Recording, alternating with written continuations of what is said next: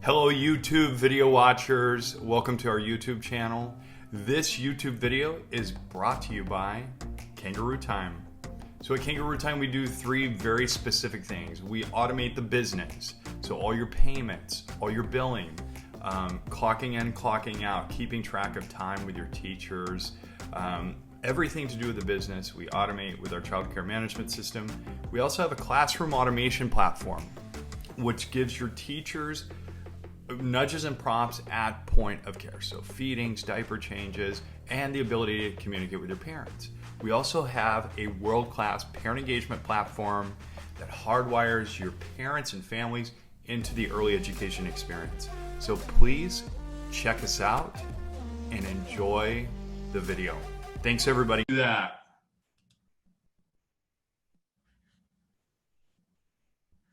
Hello everyone, how are we doing?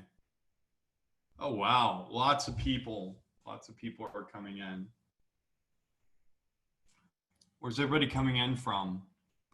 Again, Groundhog Day, I'm still in Long Beach, California.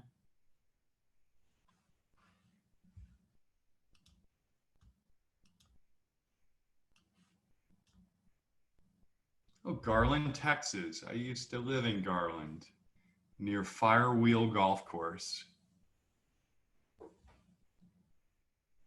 Tulsa. Guys, we'll get started in just a moment. So give me about 90 seconds and we'll let everybody join. There we go, Buffalo, Key West. How's the weather? In Long Beach, it's 71 degrees. We got the great weather ferry visit forever. Like it's always nice here. Genevieve, how's it in Buffalo?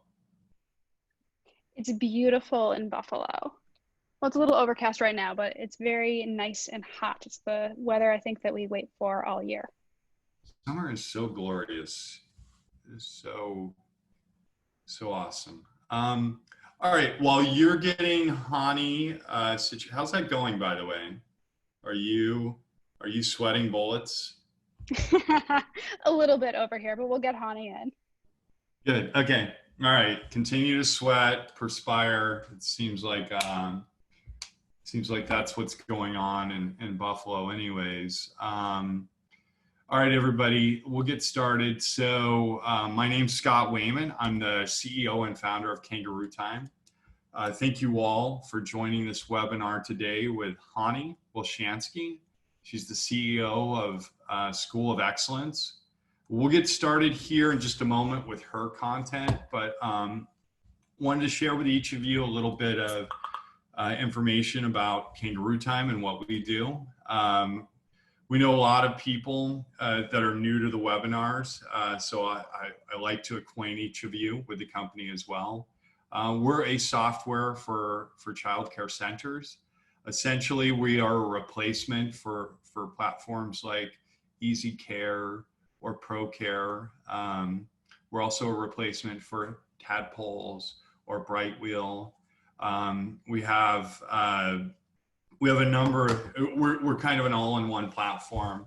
But a few weeks back, when this started going on, we made a decision to really lean into bringing content to owners, directors, and educators. We felt like our place was to really give back to you. And I want to go over a few things before I get into some of the new things and announcements. First of all, a few weeks back, we launched our webinar, our blog page, which has all links to all of our webinar content. Genevieve and her team are doing exclusive content on reopening your center, an actual guide, buyer's guides, things like that. You can find them all here. So please subscribe to our blog. You can go to kangarootime.com/blog. We would love to have you. And in fact, we've had such an outlier number of subscribers. We never expected we'd have this much. So it's a good kind of pressure to give you back content. Also, you guys will be viewing this webinar today. When our webinars are done, Genevieve will go back, freshen them up, do a little editing, put in a few spots, but they all end up here in our YouTube channel. YouTube channel right now, I think it has 32 pieces of content there. If you are not subscribed to our YouTube channel, you're crazy. You should be. We only have 271 subscribers, and there's such an embarrassment of wealth here. Things like Vernon Mason's session. First of all, it was hilarious. I laughed the whole time. And then I held my breath thinking, oh my God, he's going to get me fired. Because his stories can sometimes be so crazy and real and raw. Chanie has been a guest. Hi. Hey, Chanie. Good to have you. I'm cleaning up with announcements, so I'm going to hand it over to you. 3 minutes, but so glad to see your face. Chanie's been a guest here. Guys, if you haven't subscribed, please just do. It's nothing. It's no overhead for you. It's no extra work. You'll get an alert every time content goes out. And I think we kind of slowed down our content generation to once a week. And now we're at, sometimes we do 3 a week. I think this week I'm doing actually 3 things for you guys. Please subscribe. And then finally, last but not least, please join the Facebook group that we spun up at the beginning of COVID called KT Childcare Connect. In the beginning, this was a place where we would post data, like how many people are checking in, what are centers, what is capacity over our continuum of customers, what can we give back to you? And then it's turned into this beautiful thing where we have these active conversations here. So please join the KT Childcare Connect Facebook group. We would love to have you. There are even questions here about what should I do to replace my competitors. Thank you for those of you that said you should call Kangaroo Time. But yeah, would love to see you in this group. This group is not a place where we shill our products. So this is a place where educators or early education providers can come talk and have a community.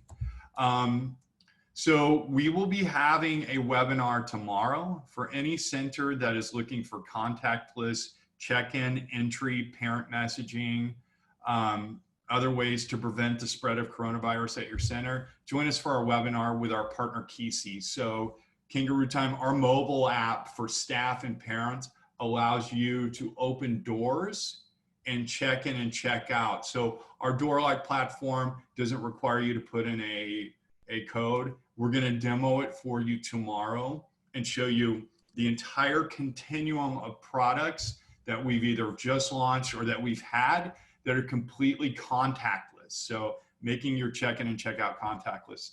Also, if you're looking for guidance on reopening with parents, we partnered with leading early education experts to create 2 guides. The Administrator's Guide to Reopening and Navigating Your Reopening with Parents. And again, they're located on the blog. So please go to the blog, mash that subscribe button, and download whatever content you need here. And last and not least, please share. Anybody that you are having conversations with, let them know what we're doing here. We want to get as much data and information. And Chanie, you've been one of our partners that's helped us create this, this accelerated return in building a community. Just imagine how effective it is if we all do that. So final housekeeping, and then I'll hand it over to Chanie and shut up. First of all, certificates, they will be directly sent to you tomorrow. So if you're on this tomorrow, we love you, but getting the 500 responses of where's my certificate, it never fails. There are a few of you that are going to ask us. You'll get them tomorrow. We promise. You'll get them. If you have any questions, we love questions. Please put them in the QA queue. And I'll be sifting through those in the background here with Genevieve, and then at the end of Chani's content, we'll kind of jump into those and prioritize them and get you answers. Your microphones and cameras are turned off. This is being recorded, and again, it will be distributed on our YouTube channel. So about Chanie. Chanie is an early childhood education leadership coach and the CEO of School of Excellence. She offers a leadership program designed to help early childhood directors build a school of excellence, a collaborative culture, and create an environment that fosters the growth of teachers as leaders. She also has a YouTube channel where she gives insight into a variety of topics relating to child care centers. Today, Chanie will focus on how to help staff respond when they are in survival and self-preservation mode, and what is the cost of caring and compassion during this time for the leader of the school. Chanie, thank you so much for being here. It's so great to see you. Thank you so much for having me again, Scott and Genevieve. It's always a pleasure working alongside both caring and very, very smart people. So thank you for having me. And hello, everyone. I'm excited to be here today. And, you know, Scott started off with sharing all these different resources and different things that he's partnering with, like, you know, this guide and how to start reopening again and what to do with parents and things. And I think a big void right now that no one's talking about is the mental health of our staff and the rules of return and what is going to happen as our staff come back. And so that's what I want to talk about today, which is like the primary role of the leader and what 80% of your time actually needs to be dedicated to, because everything else on your laundry list can be delegated. There are certain things that only you as the director actually have to take care of because you have the relationship with the teacher. And so many other things on your to-do list, I know you think you can do them better than everyone else, and you probably could, but there are only 24 hours in a day, and you also have to sleep, eat, and use the bathroom. And so you need to decide what actually stays on your plate and what goes to other people. And the primary role of the school leader is the relationships that you have with the staff, because that is going to be critical to the lifeblood and sustaining your school. So what do I mean by that? Let's start with some context first in what our teachers and parents and children and yourself have experienced over the last 4 months. COVID is what we psychologists and other incredible mental health professionals are describing as a catastrophic trauma. There is something called trauma, and all of you know what that is. We've all experienced different forms of trauma in our life. Trauma could be a car accident, it could be a surgery, it could be a dental visit, it could be other forms of abuse or verbal abuse or other forms of trauma. Catastrophic trauma is a traumatic event that has no end date. I'm going to say that again. Catastrophic trauma is an event, a trauma that has no end date. COVID is a catastrophic trauma. No one on this planet knows when COVID will disappear and when we will no longer be feeling the residual effects of COVID. Therefore, it is categorized as a catastrophic trauma. When human beings experience trauma, we go into survival and self-preservation mode. Some of the symptoms that many of you may be experiencing right now and seeing from your staff when it comes to self-preservation and survival are lack of motivation, shutting down, fatigue, cynicism, sarcasm, gossip, and many other things that are happening. And the reason for that is because when someone is in survival, they can only think of themselves. They cannot think about anyone around them. Think of when you're in survival, okay? If someone is in the middle of drowning, they are not looking around to see, does anyone else need my help right now? No, you are trying to save yourself. When you have a bag on your head and you're suffocating, you're not thinking about, does anyone else need my help right now? Can I be of service to other people? No, you're thinking, let me get this bag off my head. You are in survival. Catastrophic trauma is going to put us into survival mode. And many of your teachers are experiencing that right now. One, we've all experienced the trauma, whether or not you were in the eye of the storm, if you were in New York or if you were in LA, if you're in any place that was hit hard, it doesn't matter if you were in a city that wasn't hit hard. This is a global pandemic. So trauma and loss isn't just loss of life. There's loss of identity. There's loss of financials. There's loss of the certainty that we used to feel in our life. There's loss of relationship. There's loss of intimate connection. And when people do not have a place to process that, it is going to metastasize in other ways, specifically in the classrooms where teachers spend a bulk of their day. So I'm going to pause right now because I've already shared a lot of information. I want to make sure you're processing it before I go into strategies to help you guys. So I'd love to just hear in the comments if any of you are experiencing survival symptoms, like you're just keeping your head above water, rowing your boat. I got to do this next. I got to do this. I got to do this. I got to do this. I got to do this. And how many of you are actually seeing your teachers in lack of motivation, in survival mode, only thinking about themselves, not realizing that, hey, my friend, when you come late, you affect every single person in the center. When you decide to do this, that affects everyone, not just you. You don't live on a silo island. You affect everyone when you choose to do this right now. But they're not seeing that. They're only seeing themselves. All right, I'm seeing a lot of comments. Yes, we're all experiencing that. Now, what's so difficult is all of you are nurturers and caretakers, which is why you're in the directorship position to begin with. You're natural caretakers. You have natural inborn compassion and empathy towards the struggle and pain of other human beings, specifically your staff and children. We have compassion. We care deeply. And many of you are parents also. And so you have another layer of compassion and empathy. And just when you feel someone else's pain, like you actually feel it in your bones and in your body. And when you go to sleep at night, you are physically exhausted because you have been caring so deeply about 15 teachers that are on your team. You care deeply about every teacher and parent and child.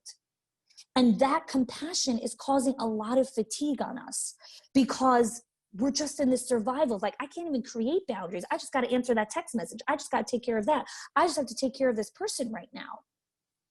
And there's a cost in that because it's starting to take its toll.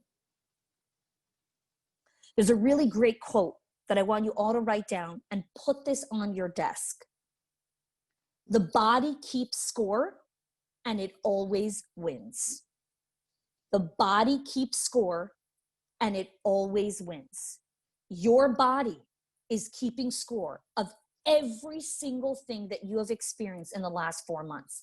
Let me tell you what I've experienced in the last 4 months living in New York. COVID, sirens every 60 seconds, people dying, refrigerator trucks outside with dead bodies, people coming out in body bags, riots, looting, gunshots, cops, hail yesterday. It doesn't end in New York. We're the epicenter of all the shit that goes down in America right now. And all of you are living in different cities depending on where you are. But every single person is experiencing something. This social and civil unrest is taking its toll. It's terrible. And our bodies are holding on to all of that. And you guys are strong. And every single person on this webinar and who's watching the replay is made of such tough stuff. You guys are made of like iron and steel. Like, you're unbreakable. Give me a yes if you're unbreakable. You got this. You're going to do whatever it takes. You are made of such tough stuff. And you could do the hardest things that will ever come your way. That's what makes you amazing leaders. But on the other side of that, that's our downfall. Because we're so tough, because we're so strong, because we know that we could do anything and we're going to keep going, we forget that we're human. And we also have to set the right boundaries and help our teachers process things. Just because you're choosing to ignore the way you're processing it, your staff aren't fighting as hard. And many of them are fighting super hard, but they don't have the coping mechanisms or strategies that you have. And that's the leader's responsibility now. It's not only the financials and to make sure the doors stay open. It's not only the ratios and the guidelines and the hand sanitizer and the temperatures. It's the mental well-being of your staff so that you can actually have a school. So you can actually have mentally fit teachers coming into classrooms and being that emotional space and holding that space for the children. who are also reeling from what's happening. Every single child has seen something else during this time. Many of them have been in homes that are warm and loving and caring, and they've been on such a beautiful side of enveloped in this beautiful bubble wrap of parents just loving on them. And there's a lot of kids that have been on the complete other side of that. A lot of fighting, a lot of loud voices, a lot of uncertainty, the financials. Many, many kids have parents that have lost their jobs. Just imagine what's going through their minds. And they are bringing that into the classroom. And the teacher needs to be able to process her own baggage and her own story so she can hold space for the child. Because the discipline problems and the challenging behavior that you've seen pre-COVID is going up for an uptick and spike right now. Because the kids are going, that's how kids let you know, I'm in pain. I need help. I don't know how to deal with it. They do it through their behavior because they're not articulate like grown-ups that can say, hey, I think I'm suffering from PTSD. I need to get a psychologist. 3-year-olds aren't going to say that. They're going to bite, push, grab, hit, yell. That's what they're going to do. That's their way of telling the teacher, I need help. I need a hug. I need to know it's going to be okay. But the teacher who's in survival isn't going to see it that way. Only a teacher who's mentally and emotionally healthy can actually hold space for the child. And that's who you care about more than anyone. You care about the kids. That's why you have the center.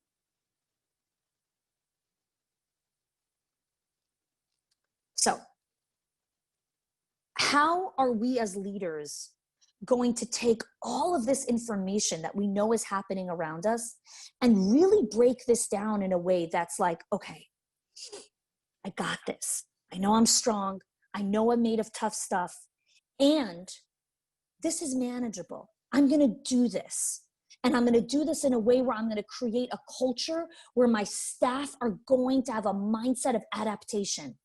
They are going to have the mindset that we are in a culture of consistent change right now. There's no such a thing as, oh, but you made the schedule last week and I was going to be in this classroom. Why am I in a different classroom now? Oh, my friend, buckle up. Every morning you might be in a different place. I don't know what the lay of the land's going to be. I make the lay of the land the night before, but then the governor sneezes and decides that that's not the lay of the land today. So now there's a new lay of the land. Give me an emoji in the comments if that's happened to you. If you made a beautiful plan, this one's going here and this one's going here, and you set up your whole Tetris game and bam, new guidelines come out and you got to change the whole plan. There we go. You see, I have like little video cameras in all of your schools. I know exactly what's happening. It's like fascinating. No, I just talk to people all the time, so I know what's going on. I have no video cameras, I promise. So what we're looking for in today's webinar, what I want to give you, is the contextual knowledge and the right questions that you want to ask yourselves and the mindset that you want to bring into your cultures. Tactics are a dime a dozen. We're not looking for tactics. You guys are leaders. You need to be asking the right questions and the tactic will come to you. And so the questions aren't, how do I motivate my staff? How do I get her to come on time? How do I get her to see this? How do I get her to stop blaming me that I changed the schedule? It's not my fault. The governor decided that this is the new schedule. I didn't decide it. Trust me, I wish the schedule was the same. And then we have this whole blaming, finger pointing, deflection game going on. That's not a culture we want. We want a culture of adaptation. We want a culture where when you bring the new guidelines or when you bring the new schedule, it's embraced. Oh, all right, this is it. We're going to roll with this today. Let's see how we can change it. And you got to smile. Not a disgruntled person who takes the piece of it and like, all right, I guess this is what we got to deal with today. All right. No, we don't want that. Because that energy goes into the classrooms. And the kids feel that energy. They feel it. So, if we want a culture of adaptation, right? We want a culture where staff have the mindset that for the foreseeable future, with no end date, the skills that you need to be able to ride this season is the ability to quickly adapt with a smile. and say, okay, this is what we're doing now, guys. That's the mindset that all your teachers need to have. All your teachers. Because the changes are not ending, my friend. I wish I could have different news. I wish I could go into the future and tell you guys, in 3 days, this is all over. I wish I could tell you all that. No one knows the end date. No one knows when this is going to be over. And so instead of looking at the dread of like, we don't know when this is ending, we need to have the mindset of adaptation. That for the foreseeable future, we need to have a mindset of change, of that things are going to pivot.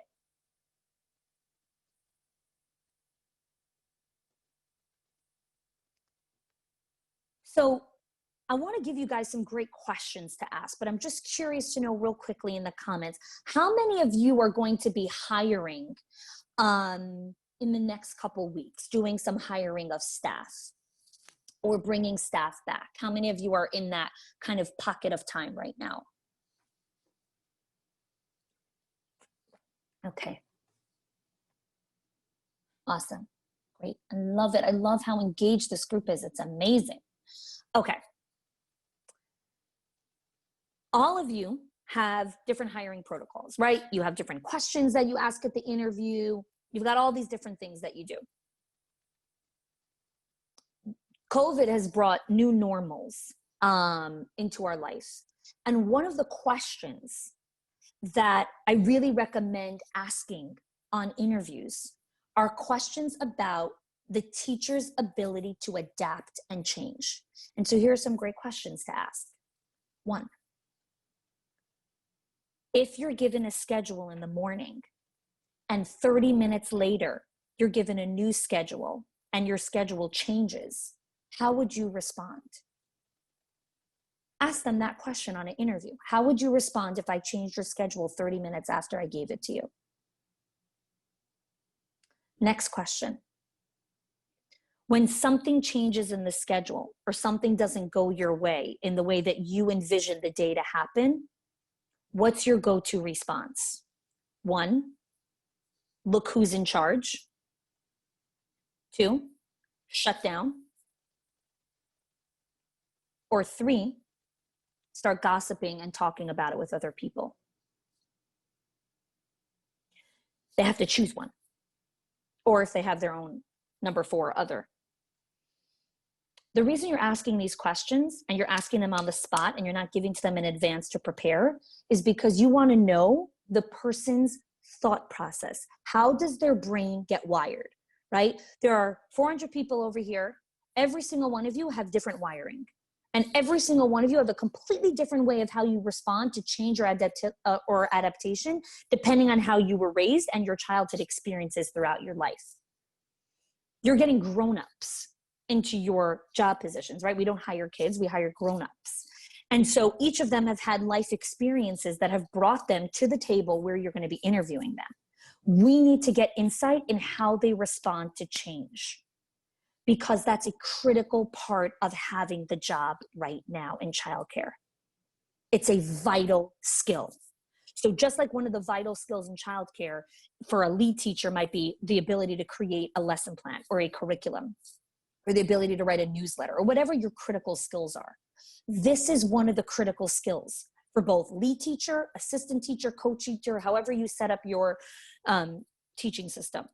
Their ability to adapt and change is a critical skill in the hiring process. Okay, so those are 2 just questions that are phenomenal to add to your hiring guide or whatever it is that you use, because it will help you filter out great candidates and who's ready to take on this challenge. So now let's pivot to the motivation side, because so many of you said that your teachers are struggling with lack of motivation. From the research and data that's been done on human beings on motivation and all of that kind of stuff, motivation isn't like a kind of a flat line where it's like, oh, my motivation is always the same every single day. Motivation is this. Some days you're like this, some days you're like this, some hours you're like this, some minutes you're like this. Motivation goes like this. So again, just let me know in the comments section if your motivation is sometimes super high. You're like, I'm going to conquer the world. I'm going to clean out 7 closets. We're going to, Mary Kondo this whole place. We're going to do this. It's going to be amazing. And some days you're like, wake me up when this is all over. Let me stay in my bed and drink martinis, and I'm just going to go to sleep, and wake me up when it's tomorrow. Yes, because we're human beings, right? Cheryl, oh my goodness, yes, right? I'm telling you. So if motivation goes like this, that means that teachers also have motivation that goes like this. Motivation is the highest when you're feeling like a badass. When you feel confident and awesome about yourself and your self-worth is high, that's when motivation is high. Okay? So when you are all dressed up and you cleaned up real nice and you got your makeup on and your hair is in and you're wearing your beautiful black dress and your stilettos, let me tell you, confidence high, self-worth high, you are up there. I'm telling you, people should be organizing closets in their black dresses and stilettos. Like, that is when motivation is the highest. I'm kidding. But your motivation is high when you look good, when you feel good about who you are. If we want our staff to have the motivation to come into the classroom every day, even with all the craziness that's going on in the world, our staff need to be constantly pouring into themselves, into helping their own confidence and building their self-esteem and their self-worth. Because when we feel good about ourselves, when we know better, we do better. When we feel good, we act good. When we feel crappy, we act crappy. So we need to feel good. Well, every person's definition of feel good is different, right? Some people feel amazing after they eat a delicious kale salad, right? They're like, I got this. I ate my delicious lunch. It was healthy. I feel amazing. Some people feel good after they've had, a 30-minute massage. Some people feel good after they did a run or a walk or a bike ride or listen to music, listen to a podcast. Everyone's got a different definition. So my first challenge to you on this webinar is I want you to put into the comments, don't be shy. It's a safe space, a brave space. What activities make you feel good and confident and like a badass and pop your self-worth up to 100? Right? What makes you feel amazing? Yoga. Thank you, Sarah, for being the first person. Dancing, walking, me time. You got to define that. Praying. Love it. Podcasts, lifting weights, right? You all are amazing. You all know exactly what makes you feel good. The problem is we rarely engage in these activities. We're busy typing up emails and spreadsheets and looking at analytics. That doesn't make us feel good. It's just the thing that we have to do. These stuff need to be on your calendar at least once a week. That's like bare minimum if you want to make it through COVID. Bare minimum. If you want to survive this season, once a week, what you wrote in the comments gets on your calendar. That is bare minimum. Should be every day. But bare minimum, it's once a week.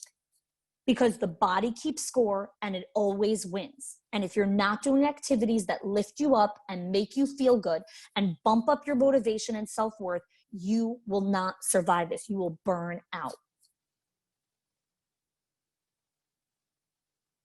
So that's action step number 1. Take your piece of paper, wherever you're taking notes, and write down. Put prayer in the calendar. Put walking in the calendar. Make sure this week, by Friday, I did X. Okay, that's action step number 1. I'm very, very simple. I give you super simple action steps. No complex systems, super simple, that have massive effects on who you're going to be and the school that you're going to build as a leader. So that's number 1. Take care of you. Pour into your bucket. Okay, number 2, how do we help our staff? We need to help our staff start doing mental check-ins with themselves. Okay, self-awareness is probably the greatest gift in the world to give yourself. Because when you're aware of your own emotions, your thought patterns, your limiting beliefs, just how you show up in the world, You make different choices, and then you get to show up better, and you get to add value. You get to be an incredible human being and really make a difference and leave a legacy. There are a lot of teachers who want to do that, but they lack the self-awareness to show up that way. Another primary part of a school leader is going to be the one-on-one check-ins that you do with staff. Now, I know many of you, because we know I have a lot of clients that we work with in our programs who are like, when I have time, I do one-on-ones. When I have time, I sit down and I check in with staff, okay? Checking in with staff is not in the toilet stall. Checking in with staff is not in the hallway. Checking in with staff is not when you pop your head into the classroom. That's not a check-in. That's a you check-in to mentally massage your guilt that you're checking in with staff. That's not a check-in. When you pop your head into the door and say, how you doing? The teacher isn't going to tell you, I just had a really hard fight with my husband this morning. I'm feeling like shit. She's not going to say that. She's got 10 kids and her co-teacher. She ain't saying that to you. She's not. And so when you ask your teachers how you're doing in the hallway and in the bathroom and in the coffee shop, in the coffee area and in the teacher's lounge, you're going to get these kinds of answers. Nothing. Oh, it's great. Oh, it's good. Oh, it's okay. Doing the best we can.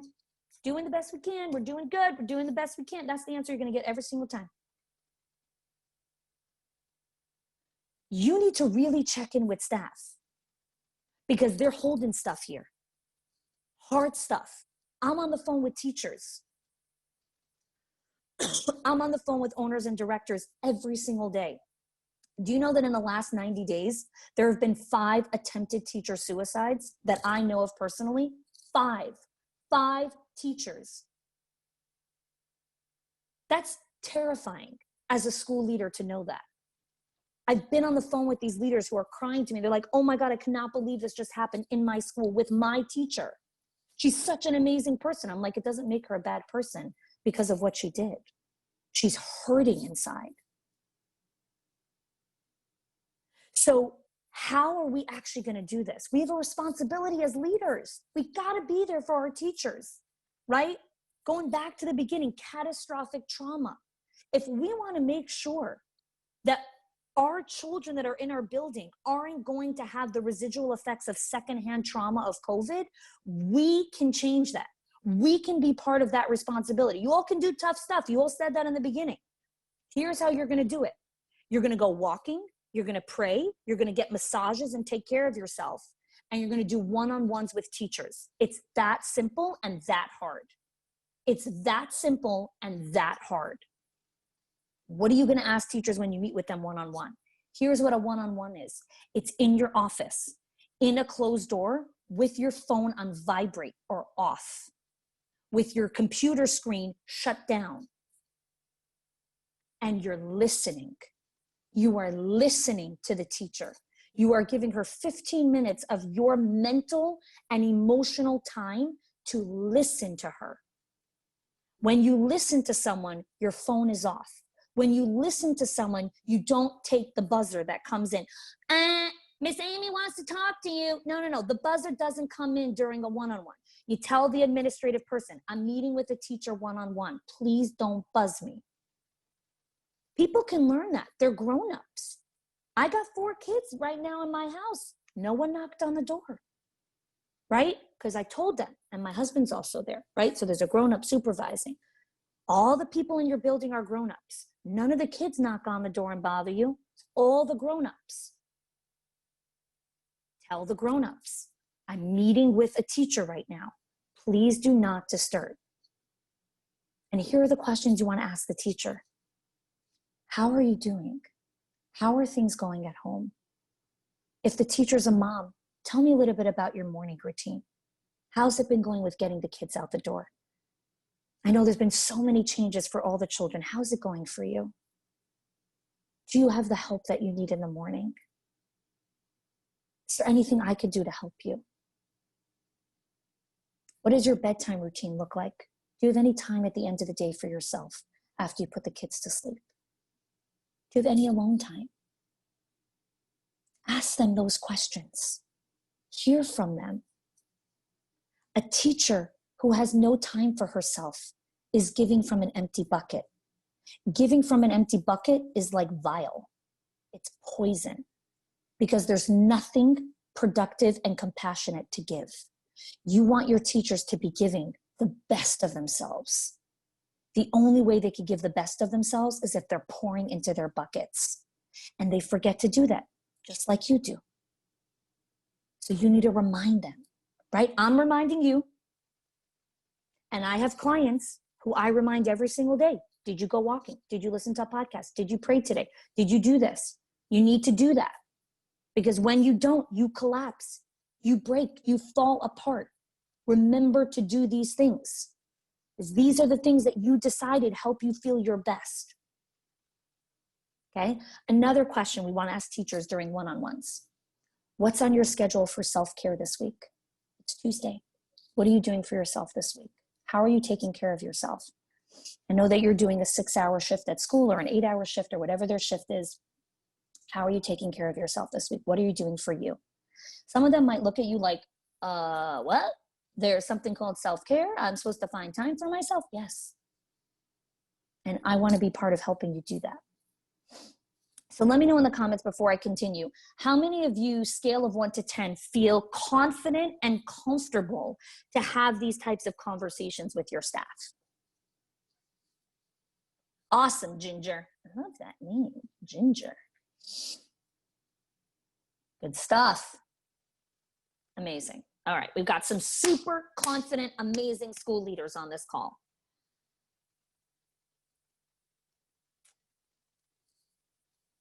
And the other thing that you're doing in the one-on-ones is you're keeping a running dialogue, okay?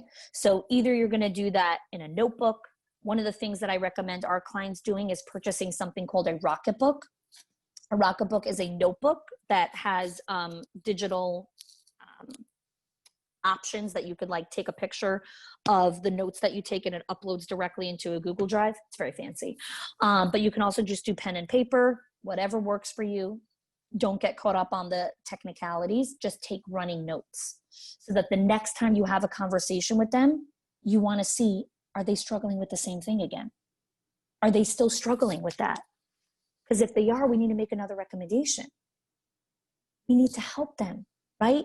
Those meetings are the mile markers that they're telling you, hey, I'm nearing a burnout here. I'm nearing a breakdown here, right? Help me. That's their way of telling you. That's their way of signaling, like, is this person able to get into the classroom right now? It's powerful. So one-on-ones should happen at the minimum every 6 weeks. Every 6 weeks. If you have like a big staff, you don't have a lot of support, every 6 weeks. If they could happen, if you have a smaller staff, every 30 days, checking in. So again, think about any relationship that you have, right? Think about the most intimate relationship, husband and wife, partners. You check in every day with each other. I check in with my husband every hour. We're checking in with each other. How you doing? Are you okay? Can you be with the kids right now? Do you need to take a break? Right? This is like survival mayhem, kookiness. We are constantly checking in with each other to make sure that each of us are mentally sane to be with our kids right now. Okay, I have one more thing I want to share, and then I'm going to go to questions. Let me just see here. Sorry, I'm just looking at my notes. Okay, so the last thing I just want to share is when you as the school leader really commit to this process, which I call the mental hygiene, when you're going to commit to this process, it's what you're going to see is incredible. You're going to see your staff start stepping up and start rising up to this. And so I created a bunch of incredible resources, Jen and Scott, for the listeners today. And we could put that afterwards. We created something special. It's chanie.me/30 days kangaroo time. So whoever's on with kangaroo time right now, we created some incredible done for you resources and checklists and just different questions and stuff that will help you guys from the mental health perspective and all of those things for your staff. So just a little something to continue to help you guys during this time. As you can see, I'm very passionate about this topic. So Jen, you want to go to some of the questions? I know that there are so many questions. that came in while I was speaking.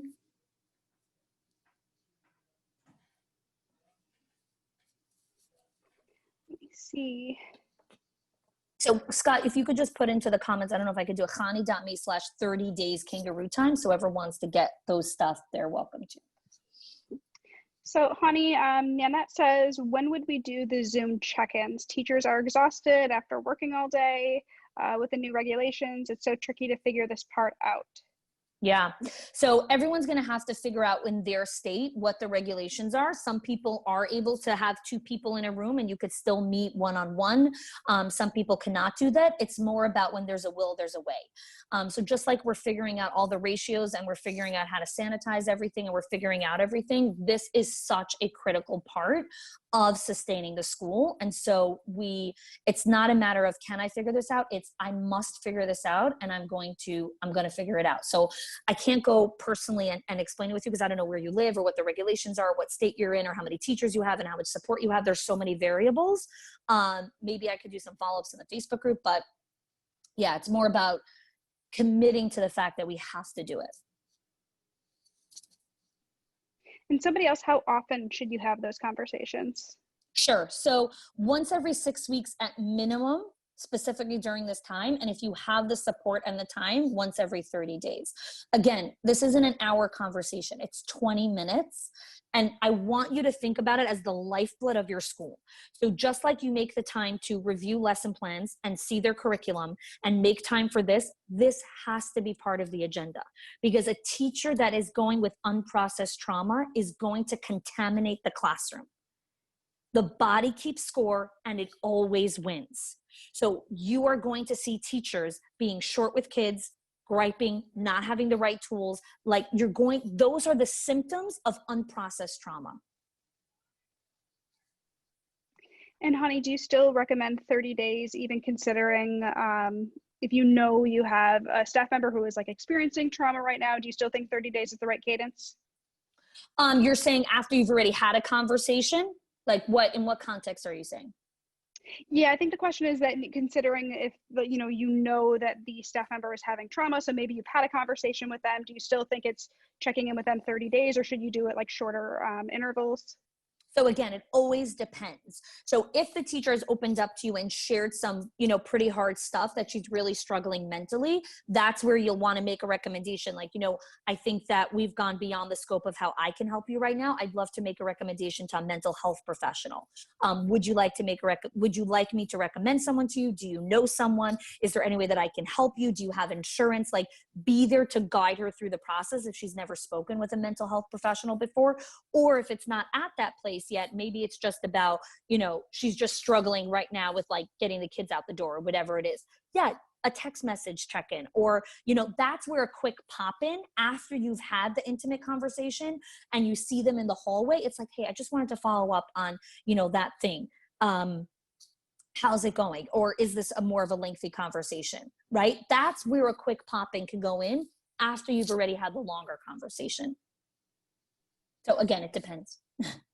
No, thanks for clarifying that. And then Tracy asks, how can I help build up my staff? I've done things in the past, however, they don't really appreciate it. So I need more context. Again, what do you mean by build up your staff? You want to build up their self-esteem, their self-worth, their motivation. Why do you want to build them up? Do you want them to be performing better in the classroom? Do you need them to have a better attitude? Like, we need more context into what are you trying to do, right? And the reason that I always do this is because until you know the problem you're actually trying to solve, you are going to hunt for every tactic under the sun and you're not going to solve anything. You need to know the root cause of what you're actually trying to solve, right? So we're trying to build the teachers up. So what? So that there could be a better attitude in the school, so that there could be better performance, so that you can help them grow as individuals, so that, like, why do you want to build them up? What's at the root of that? You could post that in the comments, whoever asked that question. Yep, and she just clarified, she said all of the above. Oh, it's only one thing at a time, my friend. I know we want to like wave the magic wand and bam, all the problems go away. One thing at a time. What would be the first thing that you would want to solve with your staff?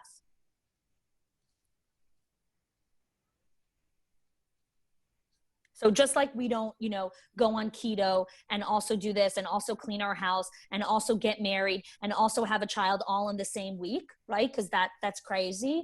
It's the same thing, right? We try to solve 1,000 problems in 1 week or with one tactic. It doesn't work that way, right? Humans are very, very complex.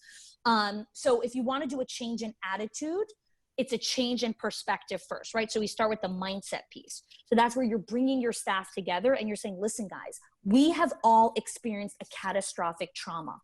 All of you are processing this in a different way. And my commitment as the school leader is to truly be here for you.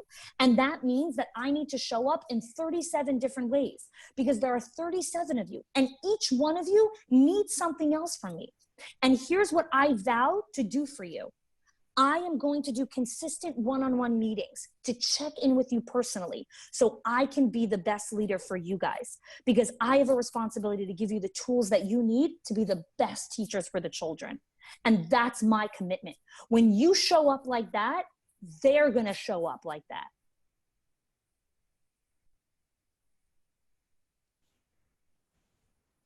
You're welcome.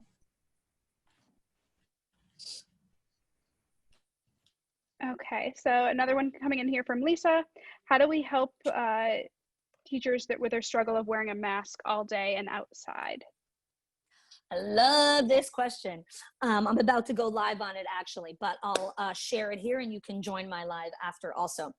So every single school, whether you've been around for, it doesn't matter how long you've been around for, is you have certain standards that you have created, right? So you might have a dress code standard. You might have a certain policy around, babysitting or around parent interaction or whatever it is. Those standards are non-negotiable. It's like, this is our standard. You cannot babysit children from the school. This is our standard. This is our dress code. You need to wear, this kind of skirt or these kinds of pants.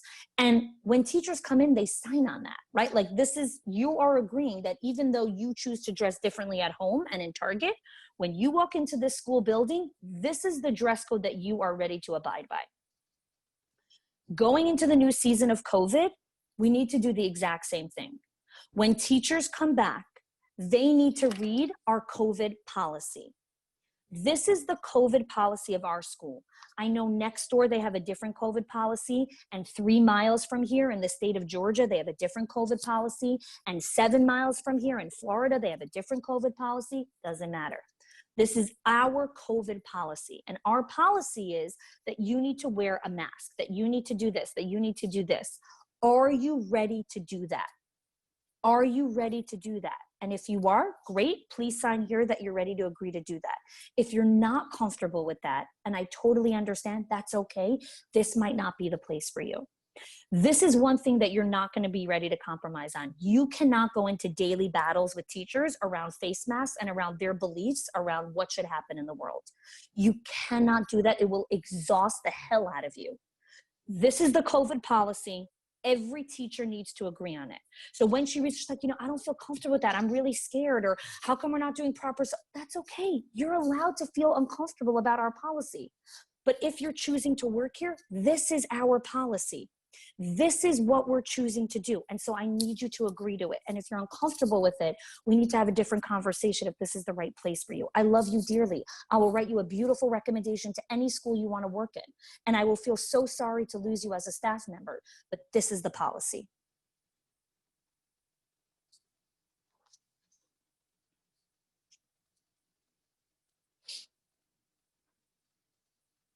And it's hard because it takes balls to do that. That's part of being a school leader. Yep. Hey, Chanie, one of the things, so you had mentioned earlier, taking that very firm and like, there's no going back step of, hey, we're going to get a mental health professional involved.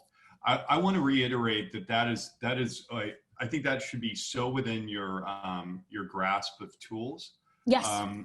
My wife's health system, they've had 4 suicides, and this is a big group, 4 suicides, and one of the most recent one was a 37-year-old female physician. that just seem to have zero mental health history from every, but the crisis, as we've talked about, the trauma experience has to folks out there has seemed so insurmountable, and we need those leaders that are in our lives, really prompting us and pushing us to do those things to address mental health. And to reiterate what you said, I don't think it's ever too much of a reach to involve mental health professionals early and often. Oh, for sure. We're not mental health unless you are, but most directors are not mental health professionals, are not doctors, do not have licenses to do that kind of stuff. Like, it takes a village. Bring in the professionals, bring in the people. Someone might be suffering severely from PTSD. And all of those things. So yes, thank you so much. I just see all the love in the comments. Thank you. I'm so glad this was so helpful for all of you. And my goal is that it really has this effect and helps our children, really helps the next generation of leaders, because that's what we all care about more than anyone. Chanie, thank you again. Really, really great content. I think we all need that coaching and to what you do. I think our employees, our families, they all need us to really be oriented and self-aware. And we all need help with self-awareness and being mindful. But again, great content as always. Thank you so much. My appreciation is endless. Thank you. Everybody, we're gonna end it here. We thank you for the participation. Hey, all of you, you're all such a blessing to give us such content and participation in the comments. This has been a great session. Yeah. We see you here coming up soon. We will see you tomorrow if you show up to our session tomorrow. We also have more content coming. So thank you all. Genevieve, thank you. Take care, stay well, be healthy. Thank you. Thank you so much. Thanks for having me. All the best. Thanks.